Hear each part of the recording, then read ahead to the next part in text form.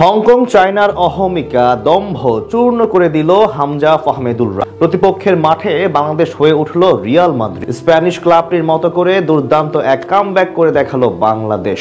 নিশ্চিত পরাজয়ের সামনে দাঁড়িয়ে ঘুরে দাঁড়ালো হাভিয়ার ক্যাব্রেরার দল। টিকিয়ে রাখলো এশিয়ান কাপ খেলার স্বপ্ন। হংকং চায়নার মাঠে যেন ফিরে আসলো রিয়াল মাদ্রিদ। রিয়াল মাদ্রিদের মতো করে বাংলাদেশের কামব্যাকের বাকিটা জানবো রিপোর্টে।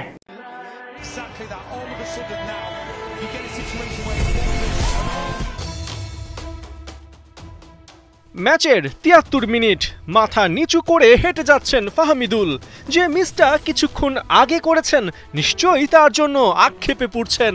কয়েক সেকেন্ড আগেই ডান প্রান্ত দিয়ে সাদউদ্দিনের লং বলে শুধু শরীরটা ছোঁয়াতে পারলেই হতো, বাংলাদেশ পেত বহু কাঙ্ক্ষিত সেই গোল। অবশ্য ফাহমিদুল এই ভুলের প্রায়শ্চিত্ত করেছেন ১১ মিনিট বাদেই। তার ক্রস থেকেই রাকিব আদায় করেন গোল। পেরিমিটার বোর্ডের ওপর রোনালদোর মতো এই জুটির সেলিব্রেশনের ছবিটা তাই বাংলাদেশের জন্য অনেক কিছু। হংকং চায়নার সাথে ১-১ গোলের ড্রতে ১ পয়েন্ট মিললেও এই ম্যাচে অনেক কিছুই পাবার কথা ছিল বাংলাদেশের। ফার্স্ট হাফ তো পুরোটাই রাজত্ব করেছে স্বাগতিকরা। ম্যাচের আগে বিশাল টিফোতে ড্রাগন আর টাইগারের মহারণের ঘোষণা দেন খোদ দর্শকরা। অবশ্য ২২ মিনিটে ঘটতে পারত ঢাকার পুনরাবৃত্তি। ডি বক্সের বাইরে থেকে ফ্রি কিক পেয়ে যায় বাংলাদেশ, কিন্তু এবার আর হামজা গোল করতে পারেননি। তার নেয়া শট হিউম্যান শিল্ডে লেগে ফেরত আসে। সবচেয়ে বড় অঘটনটা ঘটান তারিক কাজী। ৩৪ মিনিটে ডি বক্সের ভেতর ফার্নান্দো পেদ্রেইরার সাথে 1-1-এ জড়ান এই ডিফেন্ডার, কিন্তু ব্যাড লাক, মাঠে হোঁচট খেয়ে পড়লে বলের নিয়ন্ত্রণ চলে যায় ফার্নান্দোর কাছে। সেটা ক্লিয়ার করতে গিয়েই ডি বক্সের ভেতর করে বসেন ফাউল। ফলাফল পেনাল্টি। হংকং অধিনায়ক ম্যাট ওর সেখান থেকে গোল করতে কোনো ভুলই করেননি।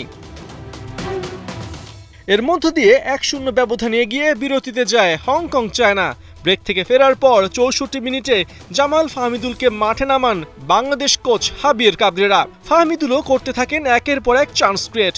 শেষমেশ লাকও ফেভার করে বাংলাদেশকে। ৭৬ মিনিটে সমিতকে মারাত্মকভাবে ট্যাকেল করে লাল কার্ড পান হংকং ডিফেন্ডার অলিভার গার্বিগ। হংকং পরিণত হয় ১০ জনের দলে। এই সুযোগই কাজে লাগায় বাংলাদেশ। ৮৪ মিনিটে ফাহমিদুলের ক্রসে রাকিব বাংলাদেশকে সমতায় ফেরান। শেষ পর্যন্ত এই ১-১ গোলের ড্র নেই মাঠ ছাড়ে বাংলাদেশ আর হংকং চায়না।